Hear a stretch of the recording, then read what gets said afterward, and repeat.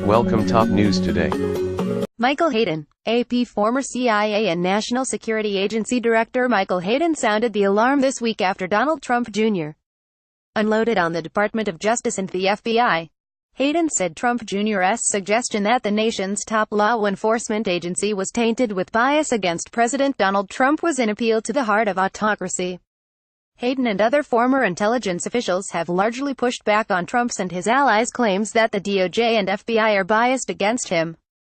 Retired Gen. Michael Hayden, the former director of the CIA and the National Security Agency, said Tuesday that Donald Trump Jr.'s comments about the Russia investigation and the FBI were scary and appealed to the heart of autocracy. Trump Jr. slammed the FBI's investigation into Russia's election interference and President Donald Trump's campaign while speaking to a group of young conservative activists at the Turning Point USA Student Action Summit in Florida on Tuesday. He also suggested that the focus on Trump's campaign, and the president himself, was fueled by anti-Trump sentiment at the Department of Justice and the FBI. There is, and there are, people at the highest levels of government that don't want to let America be America, Trump Jr. said. My father talked about a rigged system throughout the campaign, and people were like, oh, what are you talking about? He added, but it is. And you're seeing it. CNN host Don Lemon played a clip of Trump Jr.'s comments during his interview with Hayden on Tuesday night and asked the former intelligence chief what he thought. Well, I have to confess to you, when I first heard that earlier this evening, that was a little scary, Hayden replied. I mean, that is an appeal to the heart of autocracy, and challenging the patriotism of those folks who work in the U.S. government.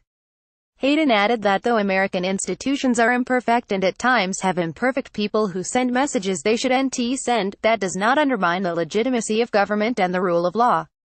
The former CIA director was likely referring to recent reports that Special Counsel Robert Mueller ousted Peter Strzok, a veteran counterintelligence investigator, from his team over the summer after Strzok exchanged texts with FBI colleague Lisa Page in 2016 calling Trump an idiot and was otherwise critical of the president. He also lambasted former Democratic candidate Bernie Sanders and former Attorney General Eric Holder. It later emerged that Andrew Weissmann, a seasoned prosecutor on Mueller's team who specializes in flipping witnesses, praised former acting Attorney General Sally Yates in January for refusing to defend Trump's initial travel ban, and attended former Democratic nominee Hillary Clinton's electio night party last year. Special Counsel Robert Mueller departs after briefing the House Intelligence Committee on Capitol Hill in Washington, U.S. Thomson Reuters former intelligence officials defend Mueller and the FBI. Hayden said Tuesday that we're now seeing a constant attack from Trump's allies and Republican lawmakers who have seized on the reports to paint Mueller's probe and, at times, the broader intelligence community, as tainted by partisan bias and political corruption. Hayden added that while the revelations were not ideal and that investigators should practice more discretion when expressing their political leanings, they still did not compromise the integrity of the investigation. Former federal prosecutors and FBI agents reiterated that point, pushing back in earlier interviews on the claims of bias on Mueller's team from Trump's allies. I can tell you I never knew what Andrew's politics were when we were in the same office, said Patrick Cotter, a former federal prosecutor and longtime white-collar defense lawyer who worked with Weissmann in the past. Politics never comes up between prosecutors in my experience. We have them, of course. We are citizens. But among the feds I worked with, it would have been incredibly inappropriate for anyone to express a political view at work. Joseph Pelcher, a former FBI counterintelligence operative who was stationed in Russia and specialized in organized crime, said that while agents should be careful about openly expressing their opinions, there is certainly nothing wrong with holding political views as long as it doesn't interfere with an investigation. Larry Kai, who served as a covert operative at the FBI for 24 years, largely echoed that point. It's very important for agents to appear and be apolitical. I know that's pie in the sky since we all have political views, she said. But the nonpartisan aspect of an agent's job is important. That said, agents are allowed to express their personal opinions and encouraged to vote and be responsible citizens, Kai said. Almost every agent I know votes and upholds the democratic process. They are just smart enough to keep their mouth shut and their minds open. James Comey, Jonathan Ernst. Getty Images. Several prominent former intelligence and law enforcement officials also defended Mueller and the FBI earlier this month after Trump said the agency was in tatters and its reputation was the worst in history. I want the American people to know this truth: the FBI is honest. The FBI is strong. And the FBI is, and always will be, independent, tweeted former FBI Director James Comey after Trump attacked the Bureau. The FBI is in tatters.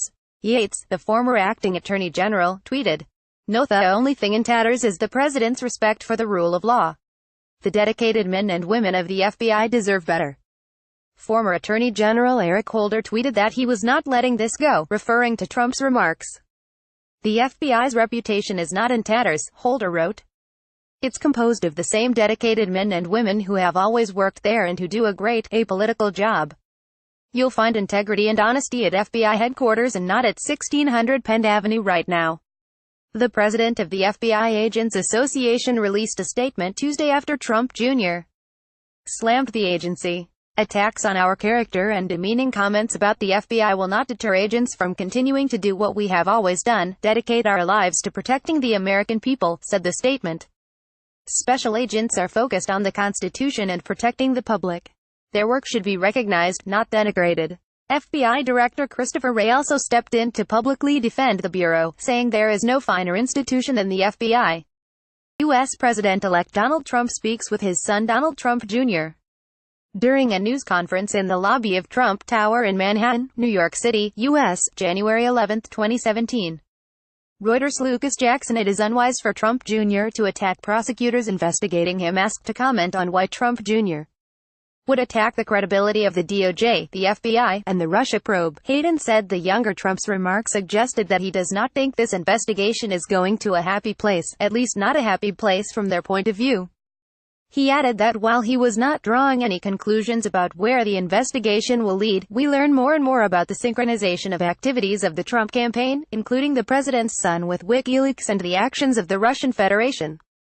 Trump Jr. is a central figure in several threads of Mueller's inquiry.